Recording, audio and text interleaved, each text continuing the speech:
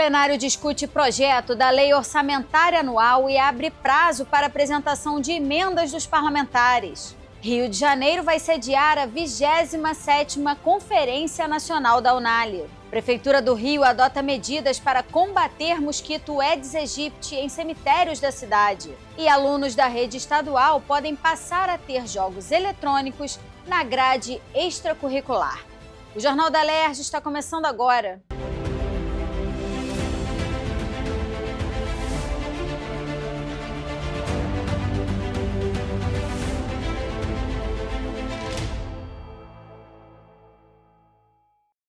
Boa noite.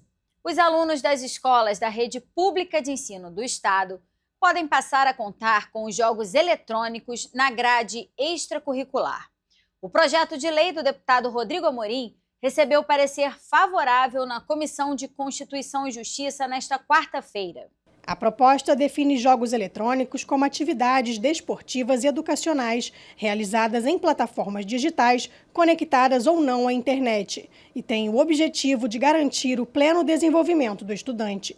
Segundo Amorim, presidente da CCJ e autor do projeto, o Rio de Janeiro já tem uma vocação para a tecnologia e a ideia é oferecer aos alunos da rede pública o acesso ao segmento de jogos eletrônicos esportivos. Unir não só a capacidade de estímulo pedagógico dentro de sala de aula, mas conectar os alunos com algo que já está acontecendo e que representa efetivamente um setor importante da economia e tem todo o significado com o Rio de Janeiro, que já tem uma vocação natural para a tecnologia e para os jogos eletrônicos, que é um esporte. Então, é uma maneira de incluir esses alunos, de dar oportunidade aos alunos da rede estadual de estarem convivendo e utilizando o que há de mais moderno e na vanguarda do Brasil. Outro projeto que recebeu parecer pela constitucionalidade na CCJ foi o da deputada Élica Takimoto, que estabelece diretrizes para a implementação do Programa de Intervenções Assistidas por Animais, IAA, no Estado. A gente já tem muitos locais aqui no Estado do Rio, até mesmo pelo Brasil, mas a gente está aqui, né, legislando sobre o Estado, de locais que usam animais para terapia. Uma pessoa com alguma deficiência física, alguma pessoa com alguma deficiência mental e depressão, e o quanto já tem resultados disso comprovado. Quando a gente cria esse programa, você cria diretrizes e também políticas públicas, né, para esses locais, para esses animais e para essas pessoas que estão fazendo uso dessa zooterapia. E foi lançada nesta quarta no plenário da Alerj a 27ª Conferência Nacional da UNALI, que vai ser sediada aqui no estado do Rio no mês de dezembro. A União Nacional dos Legisladores e Legislativos Estaduais vai debater o futuro da educação no Brasil no evento considerado o maior encontro parlamentar da América Latina. A vice-presidente da UNALI para a região Sudeste, deputada Tia Ju, recebeu do atual presidente, deputado Sérgio Aguiar, do estado do Ceará, a placa comemorativa que simboliza o lançamento da 27ª Conferência Nacional da UNALI. A Alerj será anfitriã do evento deste ano. A parlamentar destacou a importância da conferência ser sediada no Rio após 23 anos da última edição no estado e falou da necessidade de todos os legisladores do país terem compromisso com a educação. Hoje é o firmar do compromisso com a entrega da placa, firmando a sede da 27ª Conferência no estado do Rio de Janeiro, como eu disse, depois de 23 anos. Há 23 anos que a gente sediou e nunca mais sediamos. A educação, ela não é um assunto isolado. É a educação que baliza os diversos temas da sociedade. Inclusive economia, segurança pública, tudo passa pelo tema da educação. Porque sem uma educação de qualidade num país, é impossível ele se desenvolver enquanto nação. Sem uma educação de qualidade, sem verificar os pontos frágeis que a educação no país e qual será o rumo dessa educação no país, a gente não pode discutir nenhum outro tema. A conferência vai reunir parlamentares de todos os estados para, de forma conjunta, apresentarem soluções para os desafios educacionais através de inovação e inclusão. Estamos com a programação científica e acadêmica sendo elaborada, mas teremos aqui grandes nomes que debaterão assuntos que vão desde a formação profissional, baseado na educação brasileira. O ministro da Educação será um dos convidados. Teremos a oportunidade também de trazer outras experiências que são relacionadas com os nossos parlamentos estaduais, além de termos o prêmio também da Assembleia Cidadã, onde em 3 categorias outras assembleias, que não a do Rio de Janeiro, apresentarão seus projetos para que possa aqui, por votação daqueles que participarão da conferência, poderem escolher e ver qual é aquele que melhor se encaixa para uma atividade que é extra-parlamentar, ou seja, de projetos especiais e de prestar assistência à população de uma forma geral. A 27ª Conferência da Unali vai acontecer nos dias 3, 4 e 5 de dezembro, com o tema O Futuro da Educação no Brasil. A Prefeitura do Rio está adotando uma série de medidas de combate ao mosquito Aedes aegypti em cemitérios da cidade. Acompanhe agora o nosso Giro de Notícias. O índice de confiança do empresário industrial fluminense, composto pelos indicadores de condições atuais e expectativas, passou de 50,7 pontos em julho para 52,3 pontos em outubro. O resultado do início do 4º trimestre também supera o índice de outubro do ano passado e fica acima da média histórica. A pesquisa elaborada pela Federação das Indústrias do Estado do Rio de Janeiro varia de 0 a 100 pontos e os valores acima de 50 indicam otimismo. Quanto maior o índice acima de 50 pontos, mais disseminada é a confiança entre os empresários. O indicador de expectativas para os próximos meses atingiu 54,9 pontos. As avaliações sobre a economia brasileira e a economia fluminense melhoraram. Com isso, a percepção relacionada ao Estado se aproximou do patamar do otimismo, com 49,9 pontos. A Secretaria Municipal de Saúde está fazendo uma ação de prevenção às arboviroses, dengue, zika e chikungunya, em cemitérios do Rio, devido à proximidade do Dia de Finados, 2 de novembro. O trabalho começou pelo cemitério São João Batista, em Botafogo, na Zona Sul, e será estendido a outros 20 cemitérios. Os agentes de vigilância ambiental e saúde buscam e eliminam possíveis focos do Aedes aegypti, impedindo o acúmulo de água que facilita a reprodução do mosquito causador das doenças.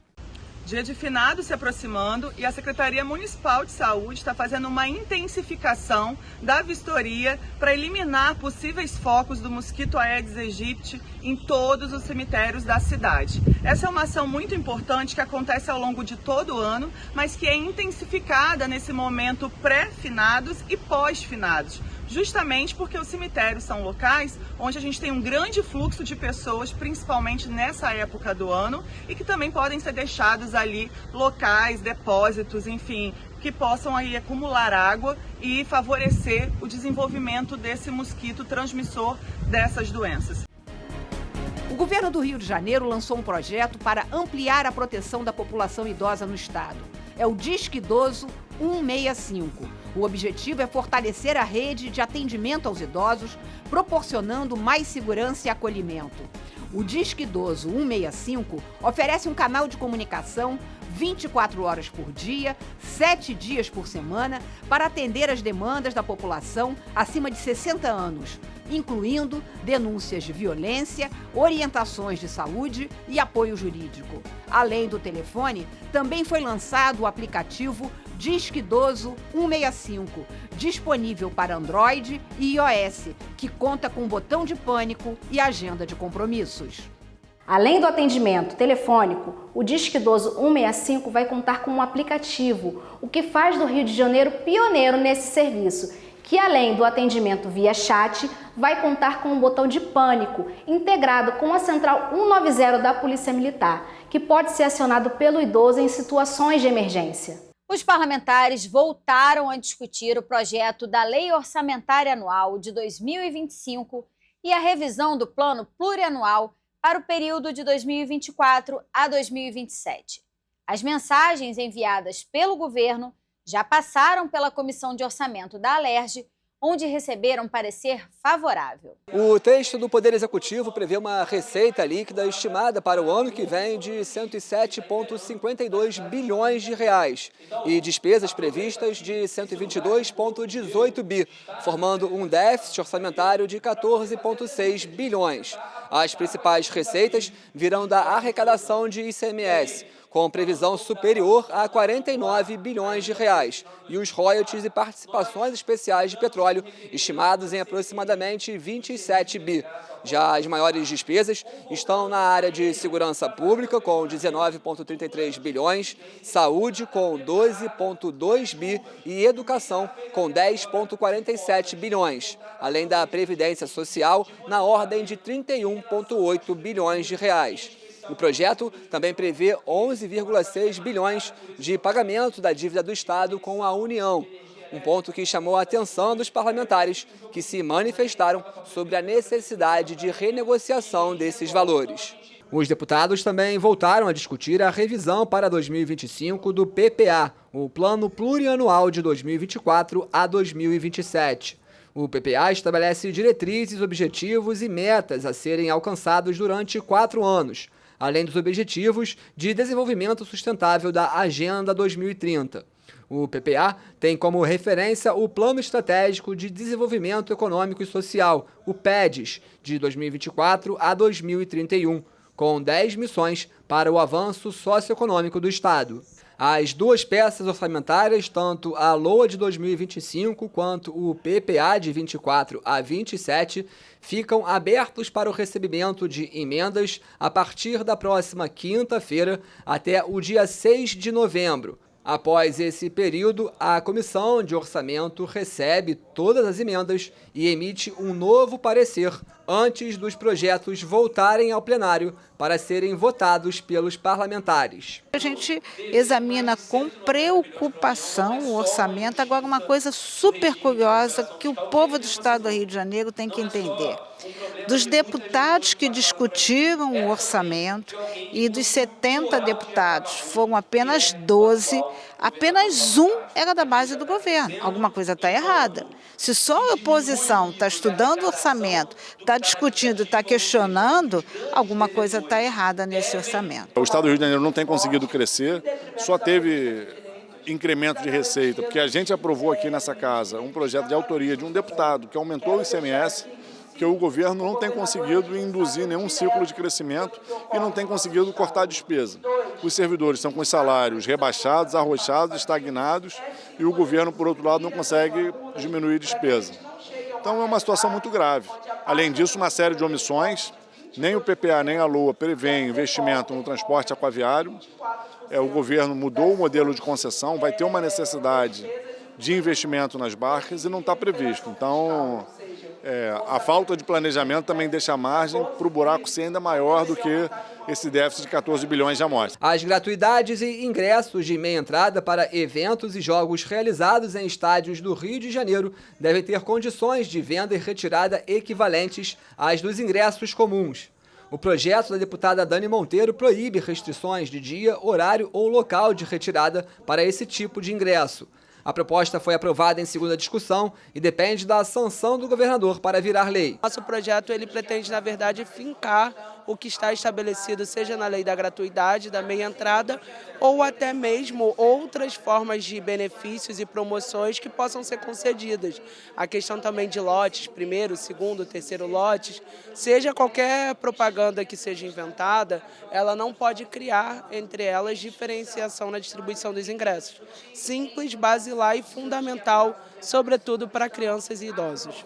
Outro projeto aprovado em segunda discussão foi o apresentado pela deputada Tia Ju. A proposta prevê gratuidade nas passagens de ônibus intermunicipais para alunos bolsistas matriculados no Sistema S, que são entidades de ensino que são administradas de forma independente por federações empresariais. Para ter acesso a esse benefício, o estudante deve estar matriculado ou no ensino médio ou em algum curso profissionalizante, possuir uma renda familiar inferior a um salário mínimo e meio e também uma frequência escolar superior a 75%. A proposta aprovada segue agora para a sanção do governador. Já o deputado Vinícius Cozzolino apresentou proposta que cria um programa de doação de materiais para estudantes de graduação matriculados em instituições de ensino superior, públicas ou privadas do Estado. O objetivo é fornecer materiais didáticos e equipamentos necessários ao desenvolvimento acadêmico de estudantes em situação de vulnerabilidade social e econômica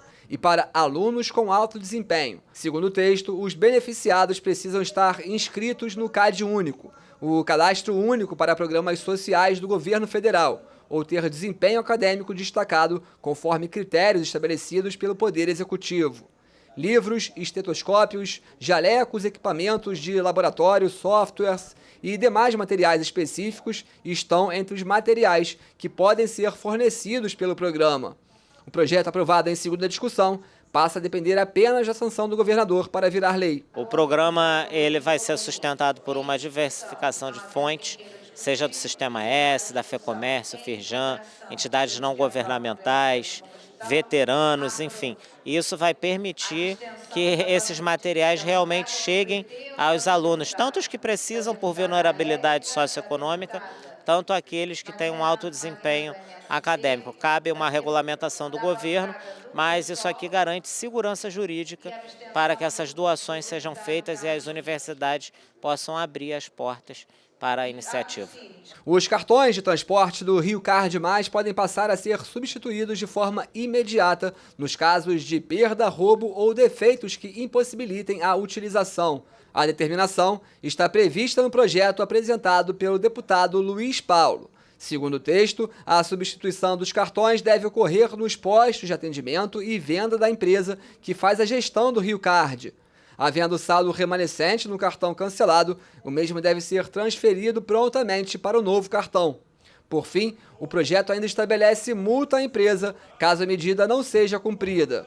A proposta, aprovada em segunda discussão, segue para a sanção ou veto do governador. É necessário que, de imediato, o Rio Card faça a substituição do cartão. Hoje, não tem prazo. Então, isso pode demorar alguns dias ou um mês, ou até mais. E, com isso, evidentemente, se prejudica o usuário. Então, o que a gente deseja é a defesa do consumidor. O Jornal da Alerj fica por aqui. Você pode acompanhar a programação pelo nosso YouTube e pelas redes sociais. TV Alerj, o canal do povo. Uma boa noite para você e até amanhã.